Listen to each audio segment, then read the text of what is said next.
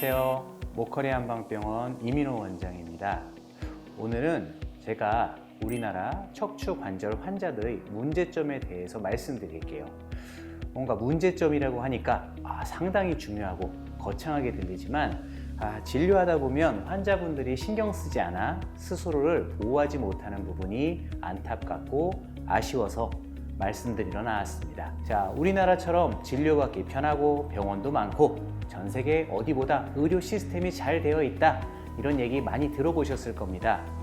해외에 거주하시는 분들도 출장이나 여행 때문에 해외에 머무르셨다가 아프셨던 분들은 충분히 공감하실 겁니다. 자, 그런데 환자분들의 무관심으로 인해 이렇게 좋은 의료 시스템이 있는데도 불구하고 오히려 척추 건강을 해친다 하면 여러분 쉽게 이해가 되십니까? 자, 그럼 그 이유에 대해서 말씀드리겠습니다. 제가 진료를 하다 보면 만성 척추질환 환자분들의 대다수가 본인 몸이 어떤 상태인지, 어떤 치료를 받았는지 정확히 기억 못 하시는 경우가 많습니다. 어떤 검사를 받았고, 디스크라 그랬는지, 협착증이라 그랬는지, 그럼 그 부위가 어디인지 기억을 못 하시는 경우가 많은데, 다른 병원에서 촬영할 CT나 MRI를 지참하시는 경우는 그래도 좀 괜찮습니다. 검사를 보면 환자분의 대략적인 몸 상태는 저희가 확인할 수 있으니까요. 또한 치료적인 부분에서는 예를 들어 주사 치료를 받았다라고 할 때 어떤 주사 맞으셨어요? 여쭤보면 제대로 말씀하시는 분이 거의 없습니다.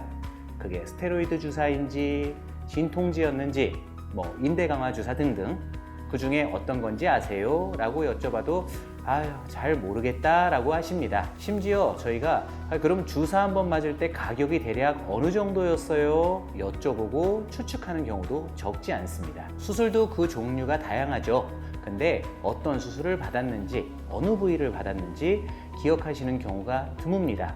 물론 수술의 경우는 전문적인 부분이다 보니까 환자분들이 수술명까지 정확하게 기억하기는 쉽지 않습니다만, 내 몸에 들어가는 주사 약물의 종류, 또 수술이나 시술 혹은 처방받아서 복용하는 양약의 종류는 적어두었다가 기억하시는 노력이 필요합니다. 자, 그럼 왜 그럴까요? 번거롭게. 우선 척추질환에 가장 많이 쓰이는 양방의 스테로이드제에 대해서 말씀을 드릴게요. 병원에 내원하셔서 디스크 등 척추질환 진단을 받게 되면 신경주사, 염증주사, 신경차단술이나 신경성형술 등 이름은 다르지만 일반적으로 스테로이드 시술을 받게 됩니다. 스테로이드는 염증을 강제로 제거하여 통증을 줄일 수 있기 때문에 디스크에 대표적으로 사용되는 주사제죠. 강제로 염증을 줄이는 만큼 장기적으로 사용할 경우에는 치료 효과가 저하될 뿐더러 우리 몸의 면역 체계를 무너뜨리는 부작용이 발생할 수 있어서 사용 횟수가 제한되는 편입니다. 그래서 한 의사에게 스테로이드 시술을 받았다라고 하면 한 3번 정도까지 시술 받는 것이 일반적입니다만, 환자분들이 이전 병원에서 어떤 주사를 맞았는지 정확하게 말씀 못 해주신다라고 하면 다른 병원으로 옮겨서 스테로이드 시술을 또 받는 경우가 당연히 생기겠죠.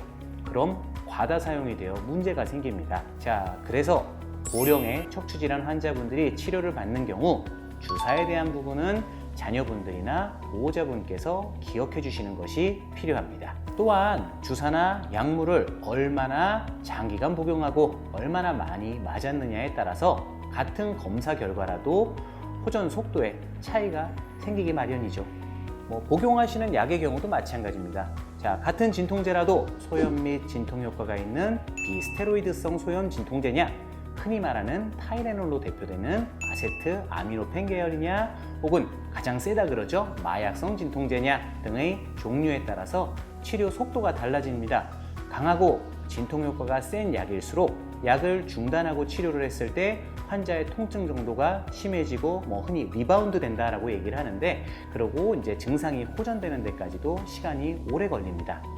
그래서 제가 진료하다 보면 가끔 교포분들 뵀는데, 그분은 본인이 먹고 받은 약의 처방전을 가지고 오시거나, 아무래도 영어권에 계신 분들이 많다 보니까 약명을 상당히 정확하게 기억하고 말씀해 주시는 분들이 많은데, 우리나라 분들은 조금 그런 부분이 적더라고요. 물론 이제 요즘은 약국에서 약 설명서를 좀 봉봉해 주기 때문에 그거 가지고 오셔서 이런저런 약 먹고 있습니다 하시는 분들이 조금씩 늘고는 있습니다만, 그런 부분들 주사라든지 약이라든지 수술 정도 잘 챙겨 오시면 저희가 환자분께 몸 상태 설명하고 치료 계획이나 기간을 설정하는 데도 훨씬 더 유리합니다. 수술의 경우도 마찬가지입니다. 자, 영상을 지참하거나 혹은 저희 병원에서 검사를 진행한 경우는 괜찮으나, 환자가 어떤 수술을 어느 부위에 받았는지에 따라서 저희 한방병원에서 시행하는 추나나 수기 치료의 부위가 혹은 정도가 결정이 됩니다. 자, 이렇듯이 스테로이드가 들어간 주사 혹은 시술, 현재 복용하고 있는 척추 관절 약물이나 수술은 기억하고 계셨다가 어떤 병원을 방문하든 자세하게 말씀해 주시는 것이 중요합니다. 의사가 진료하는데 환자 상태를 파악하고 치료 계획을 세우는 것도 중요하지만, 혹시 병원을 옮기거나 추가 치료를 받을 때 이전 치료와 중복이 되거나 문제가 생길 수 있는 부분을 미연에 방지해서 환자 스스로가 본인 몸을 지킬 수 있기에 위의 사항들 잘 기억하시고 지켜주시기 바랍니다. 저도 유튜브를 즐겨봅니다. 대부분 동영상 끝에 구독, 좋아요, 알람 설정 이렇게 해주세요 라고 많이 말씀들을 하시더라고요. 저는 다르게 말씀드릴게요. 환자분들이 맞은 주사나 시술, 복용하는 약 꼭 기억해 주세요. 그것이 내 몸을 스스로 알고 지킬 수 있는 방법이며 빨리 낫기 위한 방법이기도 하니까요. 감사합니다.